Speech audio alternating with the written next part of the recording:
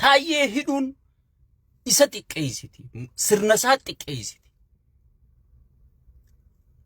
mee paartii mormituu abdii maal qabdi nama tokko ka isa homatu fuudhee akkaminna homatta jee miseensa caffee fuudhee hidhu sigale sagalee takkitti isa homattu akkaminna homatta na faarsuu malee miila narraa dhiquu malee na jala deemuu malee sigale nugusticha xiyya arrachi oolte fincaate ichitti albaate jettee na faarsuu malee bakkaanan itti albee bakkaanan itti fincaane na lakkaa'uu malee sigale akkaminna homatta jee sagalee takkitti jaarmaan qabu namni kun hidhatee mootummaa diiguun deemu sigale hidhatee mootummaa diiguun deemu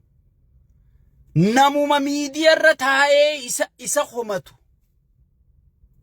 homachuu sanuuta akkana ta'e gorsa isaa kennu jira bar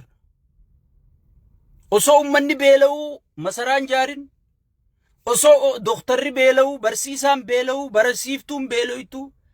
nageenyi dhabamee namni gudeedamu araara buusi nagaya buusi ekonomii biyyaa gartee kan lolarra deebifte kana nagayarra deebisi misoomarra deebisi jee nama si gorsu kana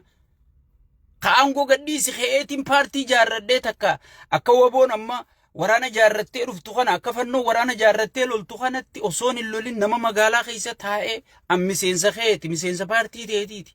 akkanneen kun nu diiga jee nama gartee isa gorsu nama gartee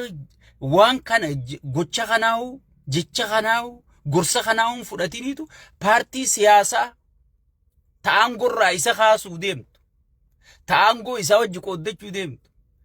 mee paartii siyaasaatiif karaa bana jettee ni yaaddaati tanaatummaaniif gaafadhu yaa saba koo sigale tanaatummaaniif gaafadhu tanaasuma dhaabe nam sagaliitu minisoottatti ergame minisoottaa qofatti diyaaspooraa qofatti piippiin maaliif diyaaspooraa shallelti faayidaa miidiyaa beeyti miidiyaa wayyaanee miidiyaa leencii jaawar jaamu kun akka godhe beeyti sigale tanaafi gartee miskiina kaan uleedhaan warra biyya jiru uleen hidhaan ajjeesuunu gaqqabnaa gartee diyaaspooraa mirga qabu ka interneetii firii qabu kanaa duulanurra kaasa jetteeti Awurooppaa fi Ameerikaa fi karaa hunda gartee namni ergamee jira jechuudha. Awwaan keessootiin si himu jira malee miidiyaa irraa akkanumatti haasawutti hin jiru. Amma dura yoo yaadatte ta'e ibsa communication magaalaa Shaggar jala dhaqxee ilaaluu dandeessa waan inni amma haasawwan. Diyaaspooraadhaaf dachii qopheessinee jirra hoottaa jedhanii diyaaspooraa ibsa baasanii. Wallaahi billaahi dachiin isinii kennan hin jirtu. Nagayuma kabajallee dhabdan. Nama isin dhageeffatullee dhabuuf teessan Oromoon amma isin irra barachaa jira namni hundi gartee hay maaltu deemaa jira jeeti gartee ija shakkiitiin isin laalaa jira sigale saniifu booda isinumaatu gartee lafatti hafa malee waa takka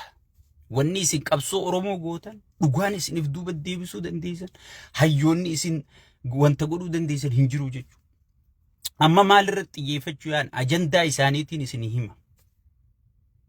Jaawar Maamma busheessu qabsoo Oromoo xiqqeessu nuti qabsaa'ota akkana turre maarre turre miixirqishoo turre jedhanii gartee profaayilii qaban kana isiniif fidanii hay kana baluu kana je kana ummata keessa burjaajii naquuf deemanii jechuudha. Ifi eeggannoo godha. Ifi eeggannoo godha. Amma xiyyeeffannoon isaanii guddoon Jaawar Maammati. Piippiin bara uggii jaartii gootullee bar jaawar jechaa jaartii gootii jedhanii bar maraattee mataan gadhiisee duursa namuma akkanaatu qabaachuun gaariidha jechuudha. Even piippiifillee gaarii jechuudha jaawar jiraachuun. Maaliif jiboota kana uggii qotii uggii camaddu bar dullaan ooftaa bar jaawar dullaa bar sigale